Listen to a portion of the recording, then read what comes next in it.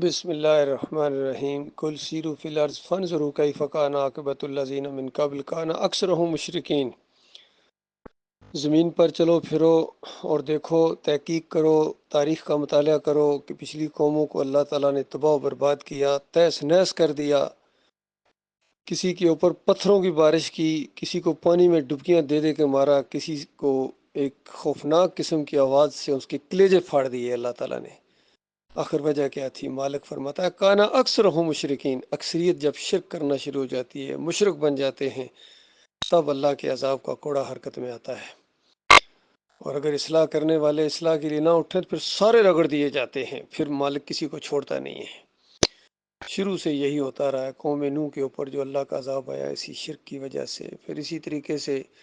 جو مخلص مومن ہوتے تھے ان کو اللہ بچا لیتا تھا اور باقی سب کو رگڑ دیتا تھا مالک۔ کسی کافر اور مشرک کی آگے نسل نہیں اللہ نے آگے چلنے دی ہے۔ یہ سلسلہ چلتا رہا انسانوں کا، اور انبیاء پر انبیاء آتے رہے، کتابیں نازل کی جاتی رہیں اور لوگوں کو یہی بتایا کہ دیکھو ایمان کی آزمائش ہے، اس کے اندر تم ثابت قدم رہے اور اس کو تم نے ایمان کو بچا کے لے گئے تو مرنے کے بعد وہ عیش ملے گی، وہ بادشاہی ملے گی جو آج بڑے بڑے بادشاہ اس کا تصور نہیں کر سکتے ہیں۔ آج دنیا میں اپنی نہ چلاؤ، اپنے مالک اور خالق کی بات کو مانو، اور مرنے کے بعد پھر تمہاری مرضی کے مطابق زندگی ہوگی۔ اور اگر آج اپنی چلائی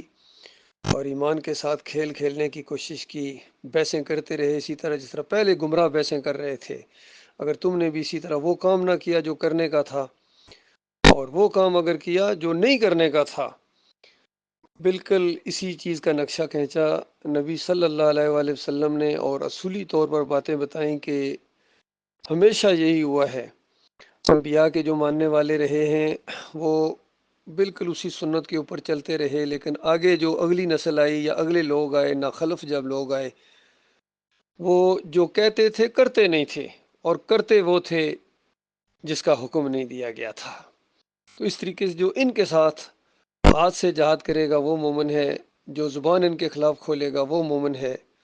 اور جو دل سے ان سے نفرت کرے گا وہ مومن ہے۔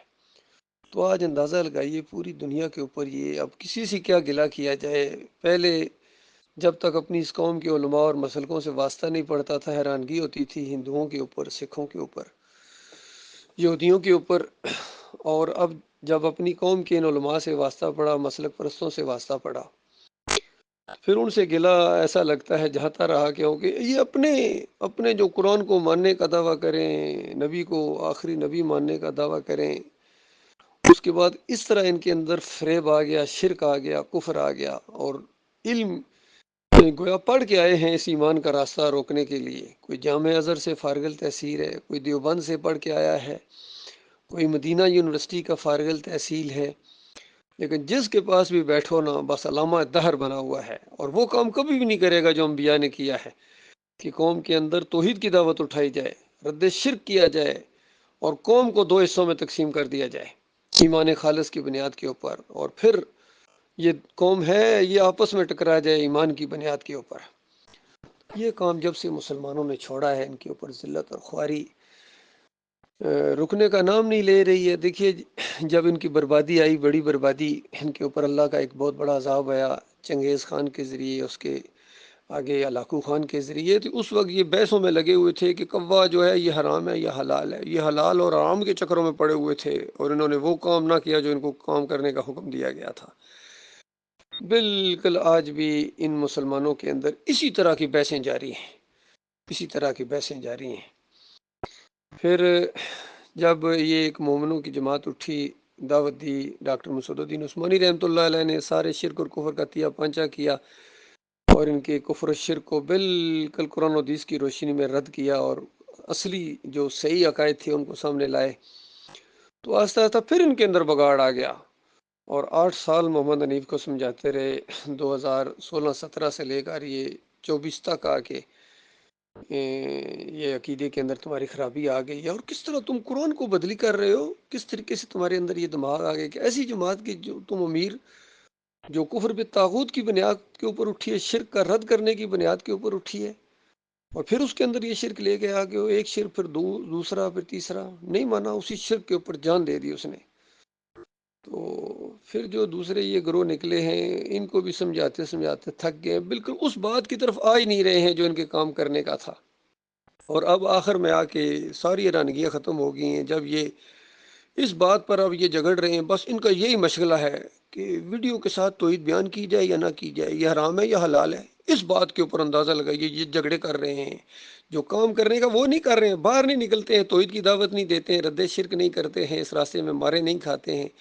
اور اس راستے میں مومنوں کا ساتھ نہیں دیتے ہیں، بس یہی جھگڑا ان کا چل رہا ہے، بالکل وہی جس طرح کوا حلال ہے یا حرام ہے، وہ اس طرح کی بحثیں انہوں نے چھیڑی ہیں، بڑے خوش ہوتے ہیں ان بحثوں کے اندر۔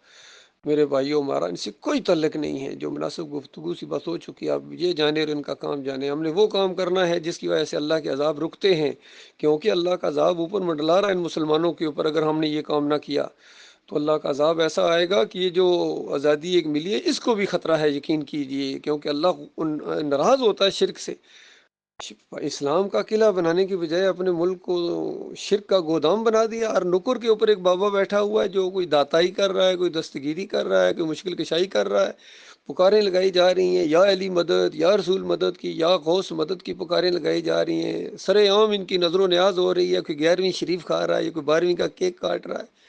کوئی بکرے چڑھا رہا ہے، چھترے چڑھا رہا ہے، نامراد قبروں کے اوپر، سومنات کے مندروں کے اوپر جا کے سونے کے دروازے انہوں نے لگائے ہوئے ہیں۔ تو بتاؤ کس طرح خیر آئے گی؟ اور جب عرب جن کی زبان میں یہ قرآن نازل ہوا تھا، انہوں نے جب مندر بنانے شروع کر دیے، گنبد پجوانا شروع کر دیا، اپنے آپ کو پجوانا شروع کر دیا، تو اللہ کے بندوں کہاں سے خیر آئے گی؟ کون اٹھے گا اس توحید کی دعوت دینے کے لیے، رد شرک کرنے کے لیے؟ کس قدر بدبخت وہ لوگ ہیں جو یہ دعوت کا کام نہیں کرتے ہیں، ان کے پاس وقت ہی نہیں، بس دنیا کمانے میں لگے ہوئے ہیں، کوئی وقت نہیں ہے باہر نکلنے کا ان کے پاس۔ اور ان سے بھی بڑے بدبخت ہیں جو اس دعوت کا راستہ روک رہے ہیں، حوصلہ شکنی کر رہے ہیں، ٹانگیں کھینچ رہے ہیں، الزامات لگا رہے ہیں، جھوٹے پروپیگنڈے کر رہے ہیں، اور حدیثوں کو تروڑ مروڑ کے پیش کر رہے ہیں، پورے دین کا حلیہ بدلی کر دیا مولویوں نے، نمک حرام غداروں نے۔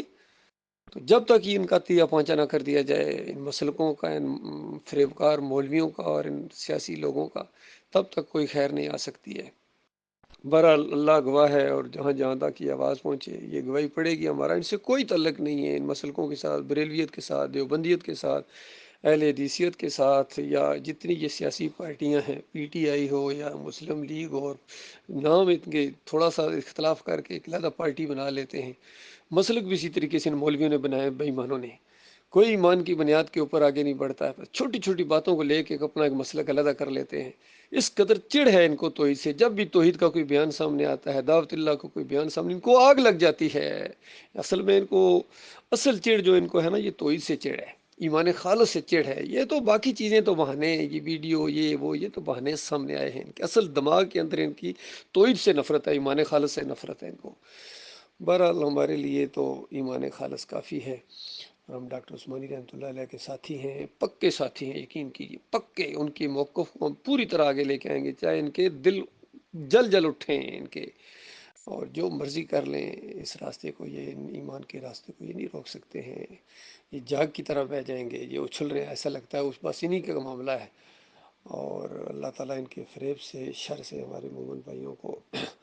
اپنی پناہ میں رکھے، اور مخلص و باصلاحیت لوگ سامنے ہیں، بڑی زمین وسیع ہے، اللہ کے بندو دعوت دو، دیکھو کیسے کیسے ہیرے سامنے آئیں گے انشاءاللہ۔ اور اللہ کا شکر ادا کرتے ہیں ہم ایسے لوگوں سے جو دین کی سمجھ بھی نہیں رکھتے ہیں، اور دین کو بگاڑنے میں جن کا کردار ہے، اور ٹانگیں کھینچتے ہیں مخلص مومنوں کی، ان سے جان چھوٹی ہے۔ اللہ کا جتنا بھی شکر ادا کیا جائے کام میں، اللہ تعالیٰ ایمان خالص کے اوپر قائم رکھے۔